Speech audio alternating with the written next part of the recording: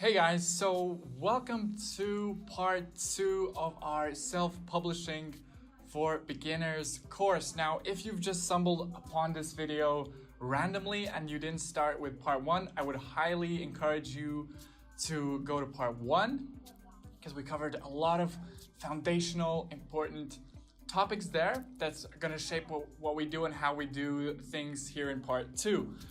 What we'll be doing here is we'll be going over all of the bits and pieces that relate to publishing your book on Amazon, getting your book up on their platform. That includes inputting your title, your description. I'll tell you how to come up with a description that will help you to get more sales. I'll help you select the 7 keywords that Amazon allows you to select. Then I'll help you understand the category selection process. Then I'll help you with pricing and so on and so forth. And after we're done with that part, we'll go into some of the book promotion strategies for both the authors and the writers and the entrepreneur self-publishers. Just before starting, I just want to let you know that this course is accompanied by a tailor-made, custom-made worksheet and template and guide bundle that includes a 20-plus page report called the Best-Selling Book Marketing Checklist, basically letting you know all of the action steps that you got to take to be able to publish books that will sell well. Then we also have the ghostwriter job post template included that you can use on Upwork. We have the cover design job post template that you can also use on Upwork. Then after that, we have the review request template that you can use in the front matter as well as in the back matter of your Kindle book and even in your print book. And then we also have the Amazon ad guide / worksheet that you will be able to use with part 3 of this course. To get it, just click the link down below in the description and your guide set, your bundle will be sent to you to your email. All right, so first off, publishing. What you gotta do, first things first, what you gotta do is you gotta go to kdp.amazon.com and sign up with your account. Create an account there.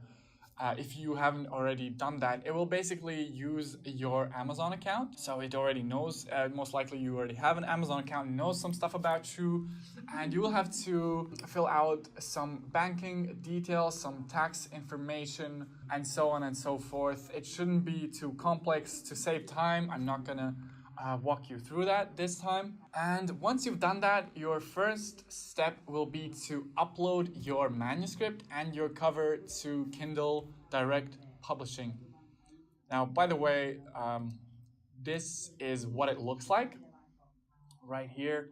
I'm already kind of signed up and signed in, so here it already offers me to sign in with one click. After that, you'll go ahead and you'll sign in, and then what you're going to do is you are going to click Kindle ebook plus Kindle ebook if you're starting with your digital book, or plus paperback if you're starting with your KDP print paperback book. Now, the first thing that happens after you are ready to upload your book, once you have an awesome content created for you by your content creator, or you've done it yourself, you've proofread it, you've done all of those steps to create a high quality product, a high quality book, and you've also got a beautiful cover that represents your book, that is attractive to your audience, that will make them want to click and buy your book, then you will end up here. Now, I covered the book title, how to come up with a good book title, some suggestions. We looked at some good titles in part 1. That's where you're gonna enter your title right here. As you see, I entered just demo title just so that we can go to the next part of the process later on. Nothing new here, we covered this last time. You're gonna enter either your author name, like just your name. If you are the writer and the author, you can use a pen name. That's also an option. You're allowed to use a pen name, as there's no problem with that. Ideally, it should be something that your target audience can relate to. That should be kind of one of your primary concerns with this. You can also use a company name for, in certain instances, maybe you're doing some kind of activity book type of stuff, you're going in that direction. That's where also a company name would make sense. Otherwise, I would opt for a name of a person, either your name or a pen name, up to you. All right, so then we have the description for this. Let's go back to our presentation that I've prepared for you guys. And here we are, the description. So the goal of your description is, in terms of marketing and sales, which is what we're all about here, it is to convince your readers that your book is worth their time and their money, which it is. If you've done all the previous steps right, you've invested your time and effort and money in making a good product, then it is worth their money and their time. And you got to use the description to convince them of this. Besides that, what also you got to do is you got to use custom formatting to supplement that. You got to list the benefits that will kind of help to convince them to, you know, what they will gain from choosing to buy your book. And then at the end, I highly suggest that you have a call to action. You ask them to take action to purchase your book. Now, this is the basic structure of what a good book description should look like. Basically, the headline that you can use either heading 1 or heading 2, H2, HTML formatting. We'll get to that in a minute. Don't be too bothered with that at the moment. So the headline hooks your reader in. Then the introduction kind of expands on what your book is about, what the theme is, what the problem is, and kind of says why your book is amazing. Like, what's good about it? How will it solve your reader's problem if that's in nonfiction? Now we're focusing on nonfiction. I'll get to fiction in a second here. And like, what is the value in your book, basically? And also what I highly suggest you guys to do is to list the benefits. So, for example, it could be something like, in this book, this book will teach you to benefit 1, benefit 2, benefit 3. For example, we looked at the origami book. This book will teach you to create beautiful origami designs. It will teach you to do it in quickly and easily. You know, something along those lines. Like, each point would be one benefit. One benefit could be that it's, you know, has a lot of value there. There's a lot of pages, a lot of designs, for example. Benefit 2 could be that, you know, it's quick, it's easy to understand, there's no confusion. Benefit 3, it will allow you to learn these things fast. You might even include some kind of testimonials here, but there's actually another section for kind of reviews and testimonials that you can access through Author Central. All right, once you've listed your benefits, then you kind of wrap up. You might give some more information regarding the book. And lastly, you give a call to action. How does the call to action look? It might look something like, you might do it bold. A bold font would be a good idea. And the call to action could look something like, click buy now and gain the benefit that my book will give you. Click buy now and gain the ability to create beautiful origami designs with ease and do it rapidly. Something like that. So that's the thinking behind how to craft a cool description. And also important is that you are able to format your description nicely. It will really help you to kind of capture your reader's attention and give the different parts of your description, different types of kind of feelings and energies there, like how your reader perceives it and reads it. Now, for the headline, as I mentioned, I recommend that you use H1 or H2, maybe even H3 HTML tags. So how that would look is, let me show you guys.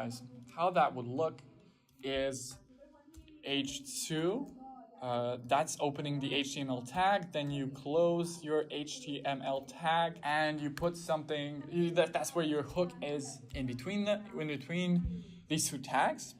By the way, if you're not familiar with HTML, it's basically So this opens the tag, this closes it, and afterwards, if you want to create a break, KDP will actually create breaks automatically, so you can just hit the space button.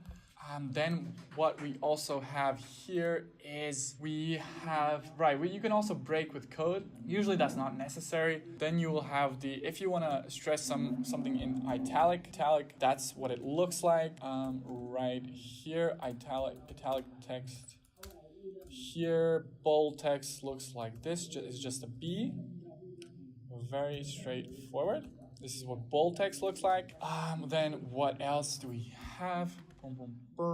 Right, you have underline. You have all of these here. Most of them most of you guys won't use, but an important one though is the list. What I like to use quite often. So what you'll do is there's two types of lists. There's the ordered list, which is 1, 2, 3, 4, 5, and then there is the unordered list, just the bullet points. So how that will start and look is just like this. You open the tag, then you close it, and in between you will have the list items.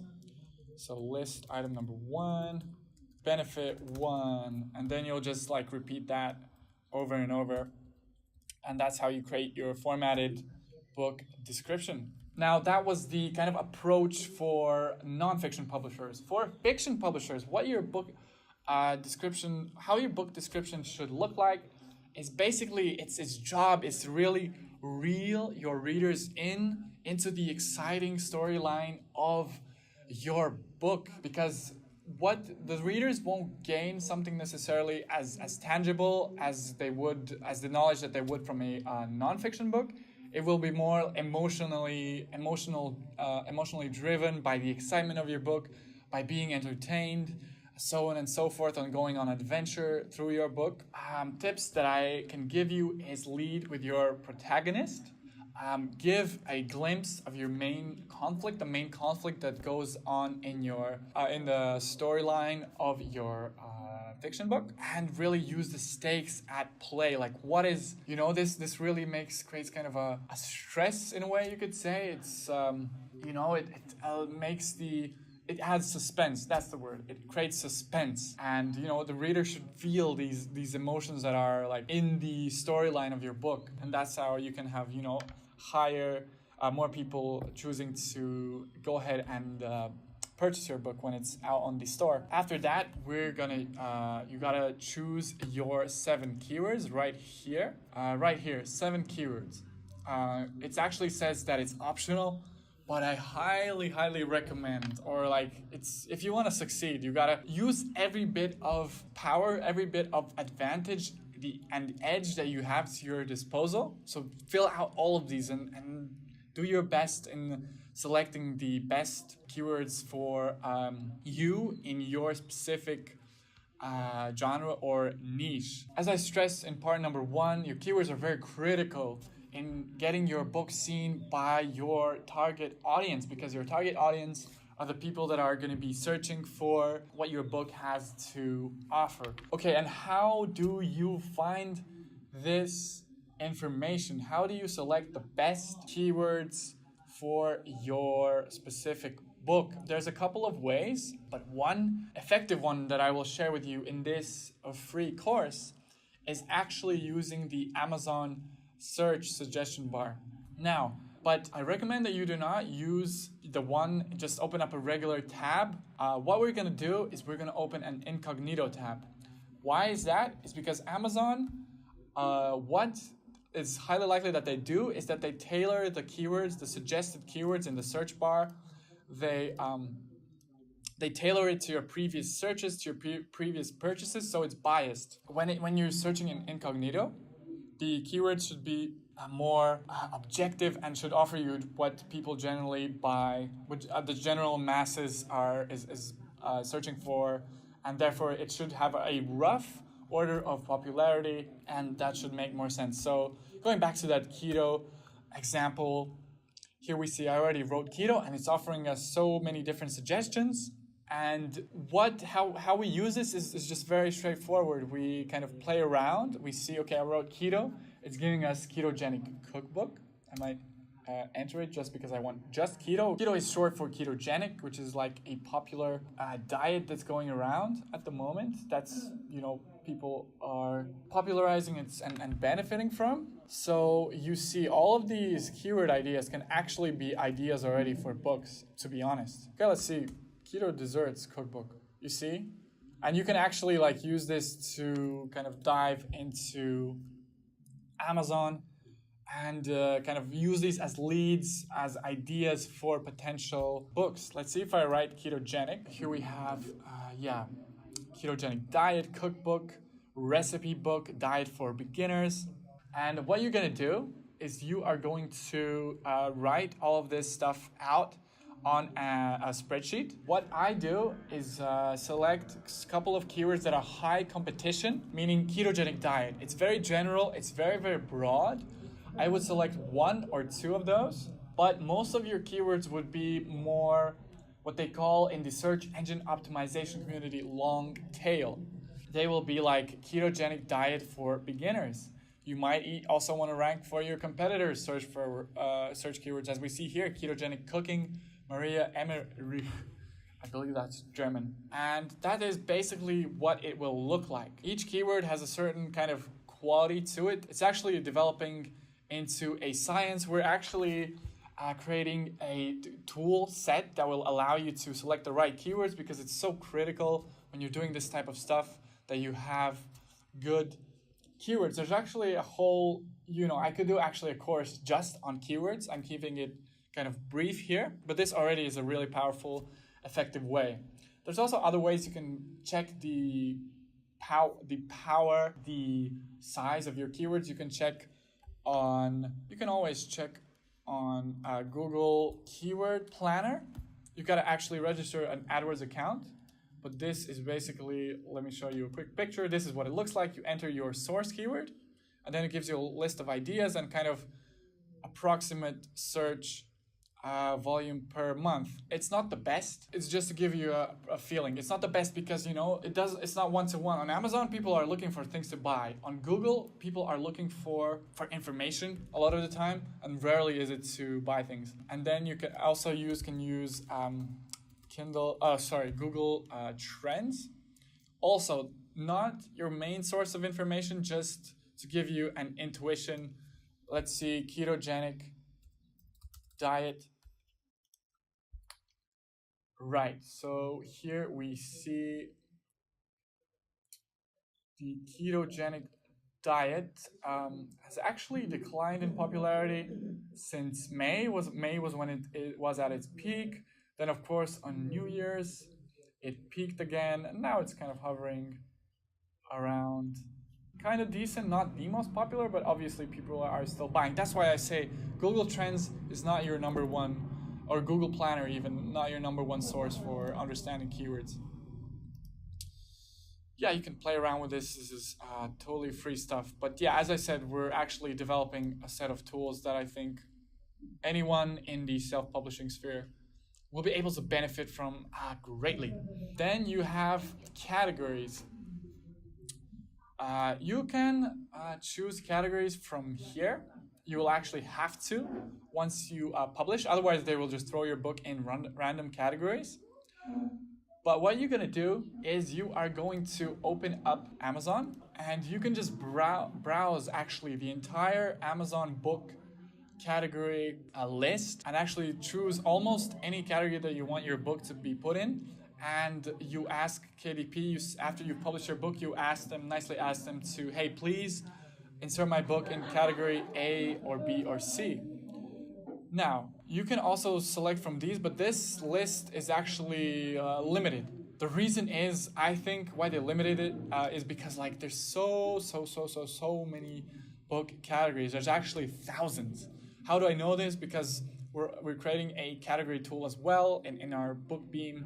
That's the brand BookBeam toolset. And we actually know that there's, I believe, around 6,000 book categories. So there's gazillions, basically. What you do is you just open your kind of desired overall category. So that for the ketogenic diet book, for example, guys, and remember, this is just an example. I'm not saying really that ketogenic diet is something to go for. It's highly saturated. probably something not to go for. But yeah, this is how you would kind of analyze your categories. So what you're gonna check is one, how deep it is here. All right, guys, let's backtrack a little bit, go back to our slides here, and let me talk about a little bit more about the thinking behind the categories. Let me explain some concepts to you. So on Amazon, your categories have multiple layers.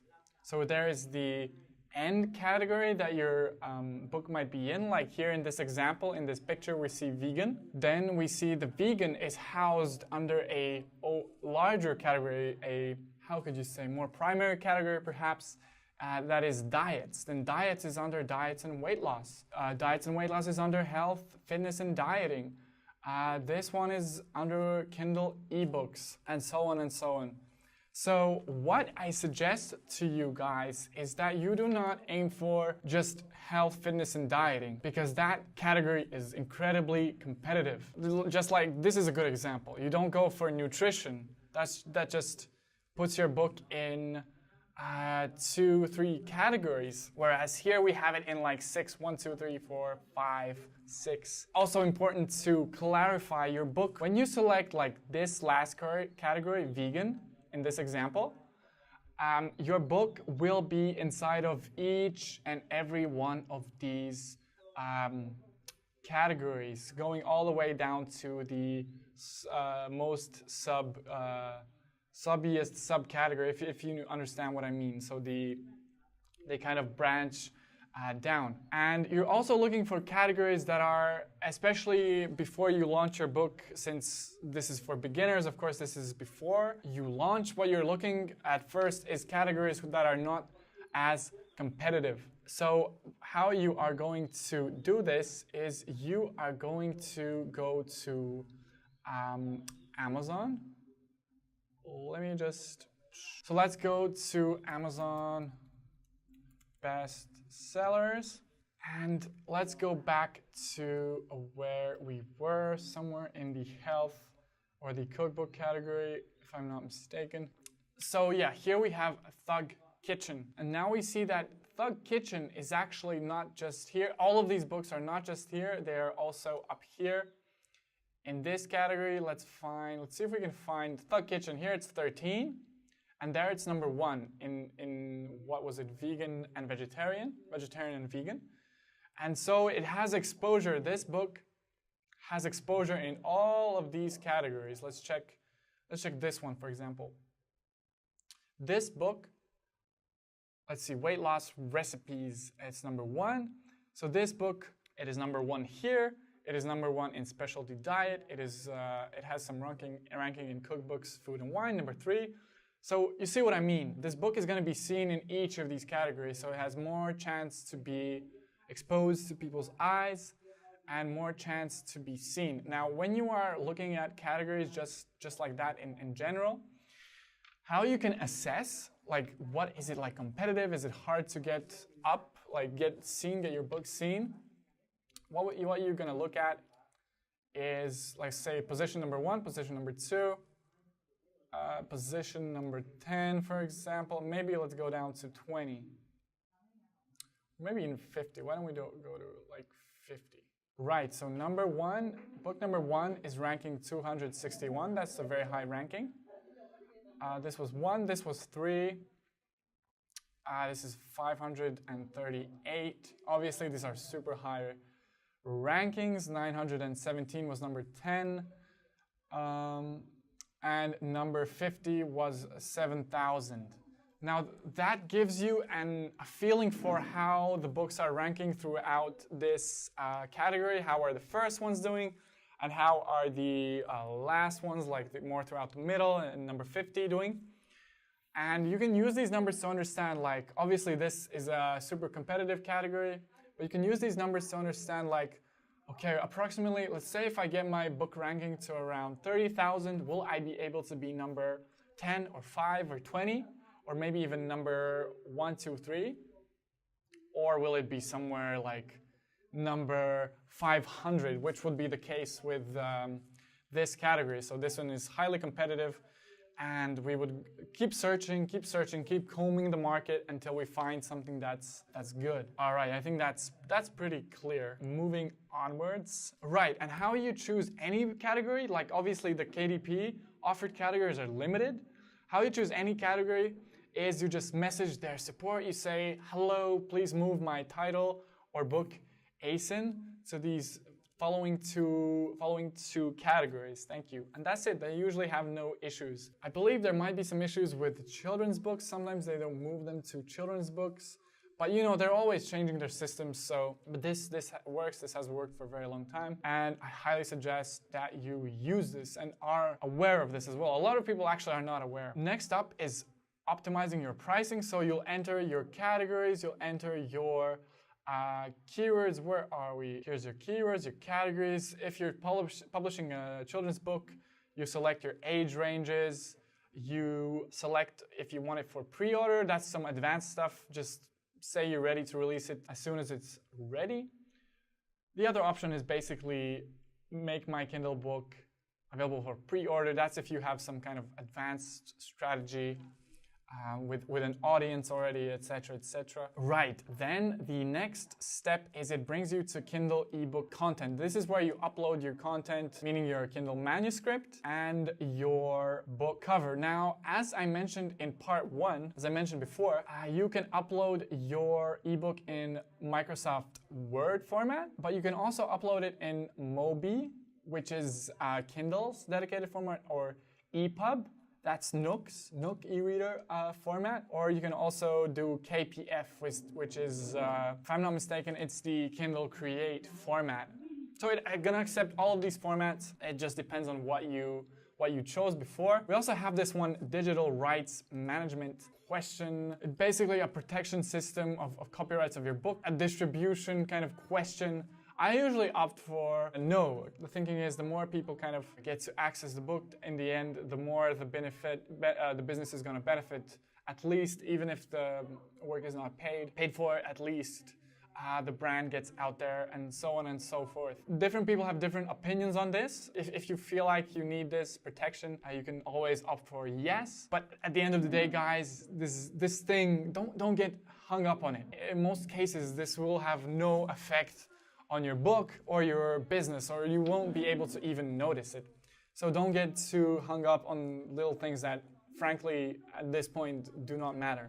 Focus on what matters. Focus on creating great value. Focus on getting reviews. Focus on the marketing, on growing your business. That's where your focus should be in. And this stuff, just leave it aside. Don't let it stop you. Then, once you have your cover delivered by your designer or made by you in a free software like Canva, you're gonna upload it here. This is for the Kindle book, so it can be only a JPEG file. It has to be reasonably high quality, not like high resolution. It has to be high resolution, otherwise it will just decline it. And it also has to fit in certain kind of dimension parameters. You can read about all of this stuff on KDP's website by yourself. It's kind of more technical, and it's as well free. Here you choose to either provide your own ISBN, or if you have one, or your publisher name if you want to enter one. You don't, again, it's not important. You don't need to unless you have specific reasons for it. And once you're done with all of this stuff, you will be led to your book pricing page. You'll just click Save and Continue, and it will lead you to your pricing page. First off, you choose which territories you have rights for. Usually you have all rights, worldwide rights, unless you have some arbitrary case. Most cases, it's worldwide rights. Then you select your royalty plan. There are two options, 35% and 70%. What the deciding factor is, if you price your ebook at 70%, you have a limited kind of pricing range. Here we see, let me zoom in a little bit. It must be from $2.99 to $9.99. So Amazon kind of incentivizes their publishers to not go into price wars. They want to keep the books at a certain price. So it's going to be $2.99 to $9.99 with 70%. That's where you get to earn the most profit, of course, unless you compensate for a very high volume with 35%. Now, 35% will mean anywhere from 99 cents to $2.98. Basically, the price points, in a more logical sense, the price points that you'll choose will be 99 cents or $1.99 with the 35% royalty rate, or you will go above 10, which you shouldn't do. Unless you're a huge brand, people won't buy your Kindle books. A lot of the big publishers are actually doing this. I think it doesn't make sense. People don't view, rarely do they view, you have to have a very big brand authority, a lot of brand power to be able to do this. But people generally don't view an Kindle book worth like 15 bucks or even 12 bucks. People understand that it costs nothing to get the book to them because it's just pure data. So I think people feel it's not entirely worth it, excluding the case, where people have huge brand loyalty or the author is very kind of popular and has built their audience for a long time. And how do you decide your prices? By the way, you can decide prices for each and every store, Amazon store. And how do you decide these prices? How do you price your book? Now, there are points you got to consider. I can't give you just like, okay, the magic price is $2.99 or $3.99.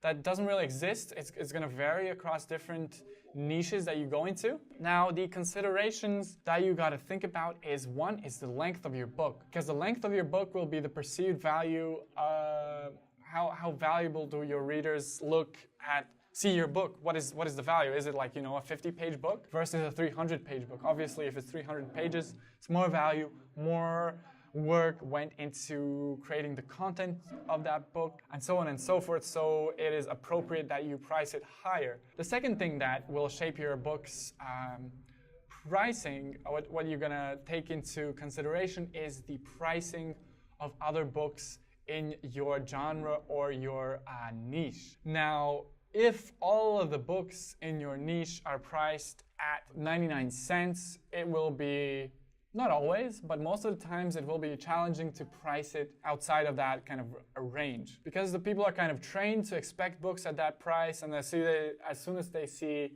something that's different, they shy away from it, unless you have strong brand, which again is going to kind of go with what I'm going to tell you later, how the importance of building your brand. And lastly, here as well, I say point number 3 is brand perception. How do people perceive your brand as an author, as the brand that is under your pen name or your company name? Do they see it as a company that provides value, that provides a great purchasing experience, product experience for your customers? Or is it, are you just trying to make a quick buck? Which is why a lot of the people who try to use Kindle and KDP just to make some quick money, they're gone. They're nowhere to be heard of again. These guys were around like some 4 or 5 years ago, maybe 3, and they're nowhere to be seen at the moment. You gotta really, it's important that you create value. It's kind of a law of the universe. What you put out is what you're gonna get back. So, and you can't try to cheat your way, at least not in the long term. Here you see just repeated what I said to you guys earlier. You can take a screenshot if you're new to this. All right, and there are some pricing strategies that are relevant here. In the beginning of releasing your book, either your print book or your Kindle book, you can decrease. This is actually in a lot of cases, a smart thing to do is to lower your pricing in the beginning and even perhaps do free promos, which we'll talk about soon. And why is that? That is because lower pricing obviously means that your book, probably it's obvious to you as well. Maybe you studied basic economics. Lower pricing will just mean that more people are gonna grab your book, more people are gonna read it, and through that you will be able to get more reviews through lower pricing. And price ladder is something that we'll discuss a little bit later. But reviews are very critical. Like, reviews allow people to decide whether they want to buy your book. We'll get into it in a second. So yeah, that's all about pricing. Once you've kind of made your decisions on this, you can decide about a matchbook program. You can just learn about more about it here. I won't kind of spend too much time on it. It's not critical at the moment. And then you'll just hit publish your Kindle ebook. It doesn't take too much time. It can vary depending on period and just a lot of variables. But yeah, it doesn't take too much time. Your book will be up on the store shortly. It takes, I mean, I might be wrong. It depends on when you watch this. It's around a day, usually. For paperback books, it does take more time. This is what the paperback book pricing page looks like. So, and once you're done with pricing, you're ready to launch your book. Now, one thing I gotta cover here is KDP Select. It's a stumbling block for if you are a writer or an author. For some of you guys, can be a stumbling block in the decision. But if your goal is to reach people and to make money and to generate an income for yourself, then more than likely, in most cases, KDP Select does make sense. Now, what is this mysterious creature that we call KDP Select? It's basically a program that Amazon offers to its self-publishers, wherein you would agree to publish your ebook. This just pertains to digital books, to ebooks. You would agree to publish it exclusively on Amazon and nowhere else, no Nook, no iBooks, no none of that stuff. And in exchange, you would get certain benefits. These benefits are access to the KDP built-in promotional tools, which is one is the 5 free days, and the second one is the countdown deal, which is, these two are useful, but they're not make it or break it kind of things. And the second one is where more of the kind of value lies. It's the ability to earn more through programs like Kindle Unlimited and Prime Borrows. So Amazon has these Kindle Unlimited and Amazon Prime programs, wherein people who are part of them, they can borrow books for free for a certain period of time. So from these borrows, the pages that get read is what Amazon pays you for. Now, the payments fluctuate, but to my knowledge, the latest one was like a little less than half a cent. It's been fluctuating, hovering around a bit less than half a cent per page read, per KENP page read. It's like, you can research this further online, how they price this, etc. But it is a good income source. If you're looking to just create an income, I would say go for KDP Select. Only scenario where it doesn't make sense, if you know that your audience is scattered across different places. That's the only scenario where it doesn't make sense to enroll in this program because you use access to these other channels. But I gotta say, like, not all channels are equal. Period. Amazon is #1 by far. All right, so now that we have covered this part, this is where the promotional steps come in, and steps to get your book moving, to get the sales coming in, and to get the reviews. Now, before we jump in, I just want to say that the strategy and the approach is different for the authors and the writers. And it is different for the entrepreneurial self-publishers that want to create incomes for themselves through this. That's just to bear in mind that the sequence will be slightly different for each of you guys. But all of these steps should be covered by, regardless of which category, which kind of persona, self-publisher persona you fit into. Getting reviews. Now, this is really critical because reviews are social proof. Social proof is just basically proof not from the seller, which is you. It is proof from other people who have gone through that kind of buying experience, who have bought your product and who love it or who do not love it. Now, people put a lot of their trust, a lot of their decision comes from looking at these Amazon reviews. That's why they are so important. You should put a good amount of focus in getting reviews. First of all, you should ask for reviews in your front matter and in your book back matter. Basically, for those of you who don't know, the back matter and the front matter are just like the last few pages before the content starts and the last few pages when your content has ended. That's the back matter. And the first few pages before your content starts, something you may want to let your audience know, so on and so forth. And one of these things would be asking your customers to review your book if they enjoyed it. Now, I've included 2 review request templates as a part of the bundle that I mentioned in the beginning of the course. You can just customize it for your own book, or you can actually throw it in just like it is, except you gotta tweak the link already made for you. That's one thing that I suggest everybody to do. Now, there was an option to actually contact Amazon's top reviewers, but unfortunately, Amazon disabled the possibility to contact these people, which means it's no longer available. So other options that we can resort to is asking your email list if you have one, if you've created one. How you build your email list is at the back matter. Once they've read your book, or even at the front matter, you can offer them a little bribe in exchange for giving you their email address. So you've probably seen a lot of this. You've done a lot of this stuff yourself. You've opted in to get something in return. So that is what is called in the marketing world a lead magnet. You magnetize people who are going to become leads for your business. What you can offer them, it can be some free chapters of another book.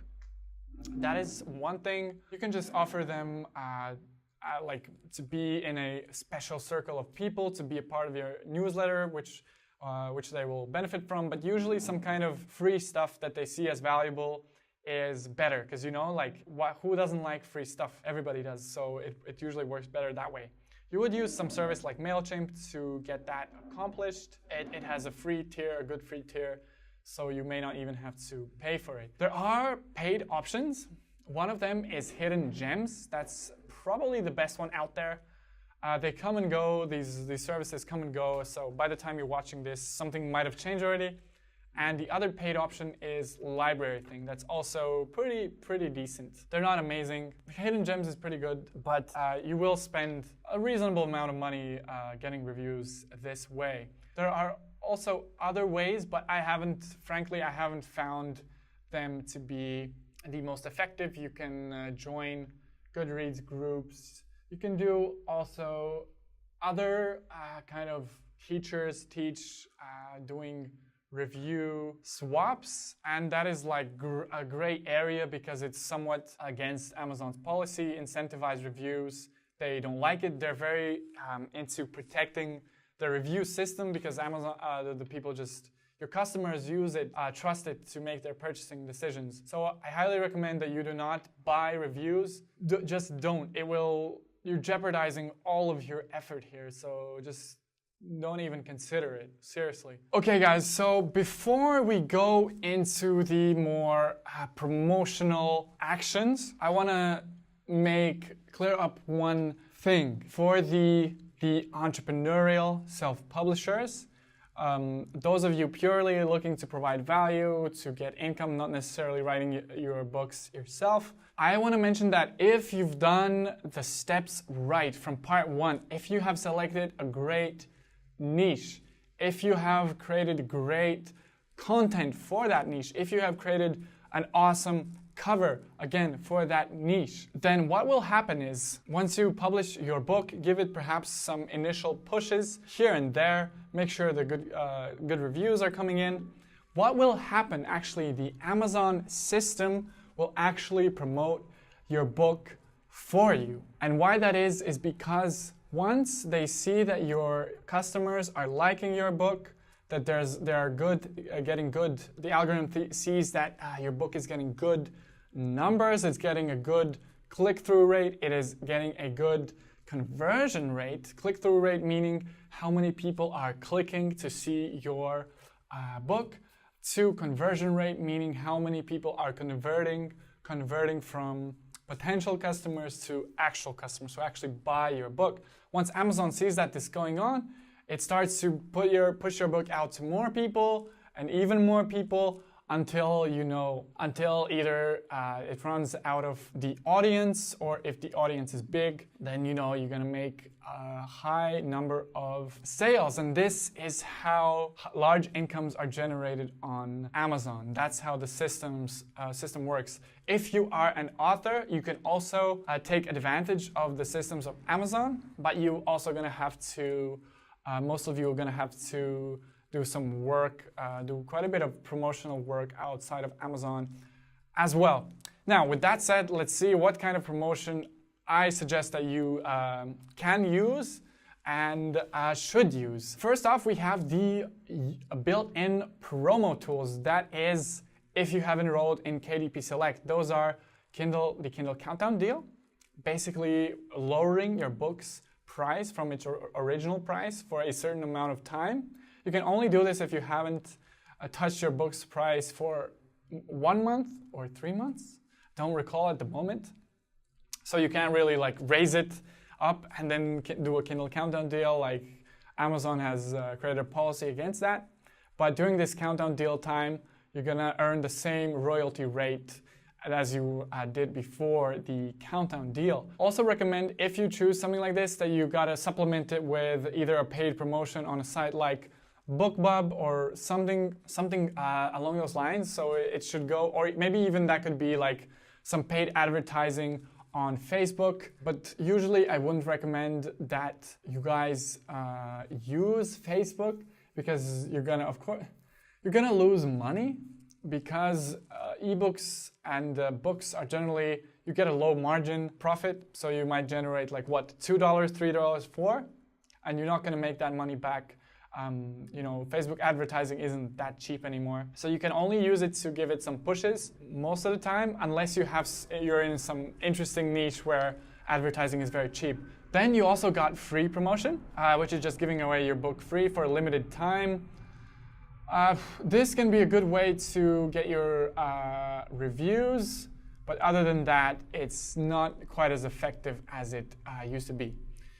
Then we also have something that I really like to use for print books, Amazon ads. There's different types of these ads, different types of ways that you can use them, you can leverage them. But yeah, really, really good stuff. I won't say too much about this at the moment, just that it can work if you've done, if you do it right, and if you've selected good niches for yourself and good genres.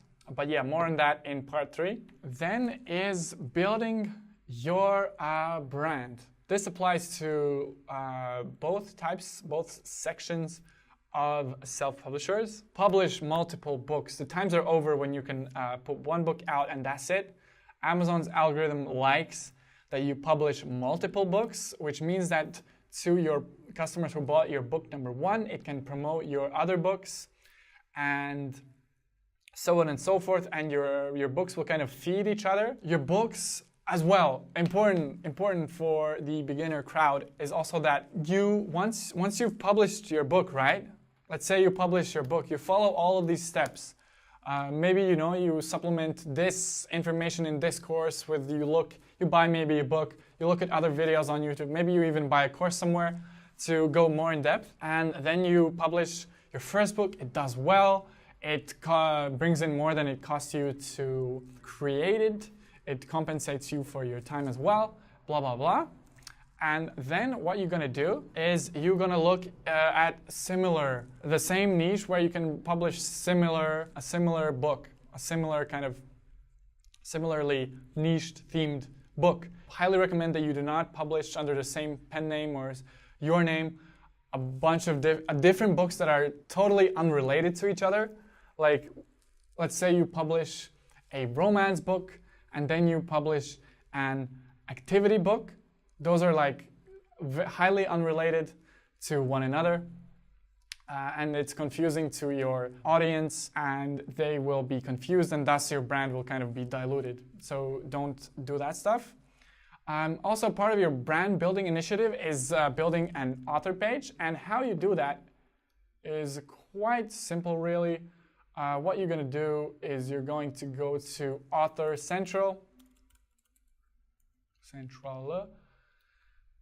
and you are going to, what you're going to do is you're going to just sign up through your Amazon account. It's going to usually automatically know what your author name is. It's just going to pull it from KDP, and you're going to just select all of your books and put them under one kind of author page, and you're going to add like a little bio about you or your publishing kind of company. And as well, you're going to add a cool picture. Again, either of a person that is you, or either some logo or something along those lines. Usually it's better if it's a person, because people relate more easily to other people. So that's the initiative that the action steps that you do regarding Amazon kind of brand building. You could also, part of brand building can be to have a similar style of your covers. That's also part of your brand that you can visually stand apart, either use a certain color or a certain style for your covers. Then building your brand, I already touched upon this multiple times, is cross-selling your books. That's basically referring the readers who love, for example, you get to sell the people on book A, and then they really love it, and they're super excited, whatever. And then you're gonna send them to book B. It can be a book about a similar topic or a related topic, or it can also be a series of books. And there are a couple of strategies that you can use with regard to cross-selling.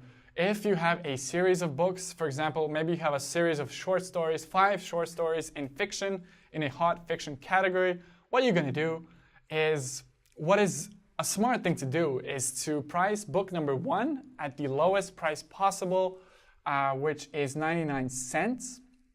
You could also attempt to get it perma-free. Doesn't work in all cases. But yeah, it would be, book number 1 would be cheap. Would be 99 cents, no-brainer buying decision for your customers. And then once they read book 1, they're hungry for more. You leave it on a cliffhanger maybe, and they buy the second book, they buy the third book, which are already priced at $2.99. Perhaps, book number 4 is already $3.99. Usually it doesn't go much higher than that, depending on the length of your books. But yeah, that's the kind of approach and the strategies you can start thinking about. Okay guys, so one thing that I'm going to mention here regarding building your brand for the authors of you, just because I want to help as much of you as I can, is building your author platform. Your author platform is your audience across a whole host of different platforms and channels. It's not really one tangible thing. It's basically just your platform as an author, as a writer. It's basically people who have gravitated to your work at one point or another, and then they have become, for example, a part of your email list. Perhaps they read your book and then they opted into your email list. Perhaps they found you on YouTube, if you're doing YouTube. Perhaps they found you on Facebook. Maybe they found your blog and they follow you, they love your work.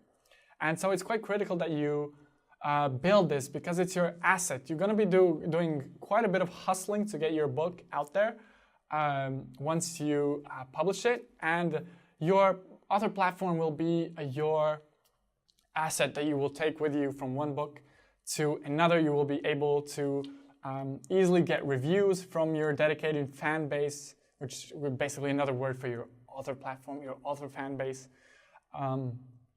And you will be able to, it's a lot of value there. If you think about it, what I'm doing now is something similar. There's a lot of talk about building your brand these days. And in a way, it's what I'm doing right now by making this video for you guys. You know, I'm helping you out. Therefore, you are getting familiar with me, etc., etc. Okay, so that's about as deep as I wanted to go about branding and cross-selling. Pretty much discussed all of this stuff as well. Now, I want to say some last remarks for the author crowd, those of you who are authors. Part of the strategies I didn't include here that are effective for you are using promotional sites like BookBub. Once you already have a few reviews, they require a minimum amount of reviews. You're going to apply there and get your book seen for some promotion or another. You can do blog tours. Those tend to be effective. You can look that up. You can do social media advertising for certain promotions. Although, as I mentioned, it usually is not too effective. You can also do what is called ad stacking. So you stack multiple ads at the same time. You create a book surge, and that can kind of play in favor to you in your Amazon rankings. There's a bunch of other things that the authors can do. Since this is for beginners, I'm not gonna cover all of that stuff, but I hope the strategies that I talked about is already a starting point, at least in fleshing out your promotional strategy. All right, so that's it for publishing and promoting your book.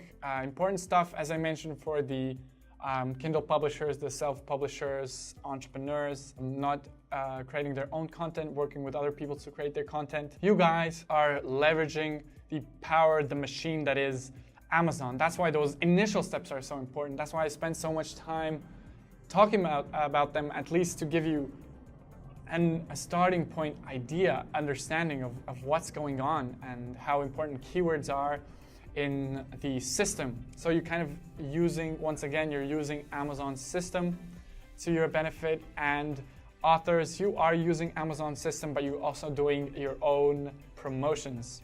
Right, now next up, in the last part, in the final part of this 3-part course, we'll be looking at Amazon ads, how to increase and drive your book sales using Amazon ads. I'll cover everything for you, starting from the basics, then we'll go into understanding all of the metrics that are there. There's a bunch. Then we will look at finding keywords and finding competitors' books to target with your books. And then we'll look at what are the keys to making your ads profitable. Okay guys, see you in part number 3.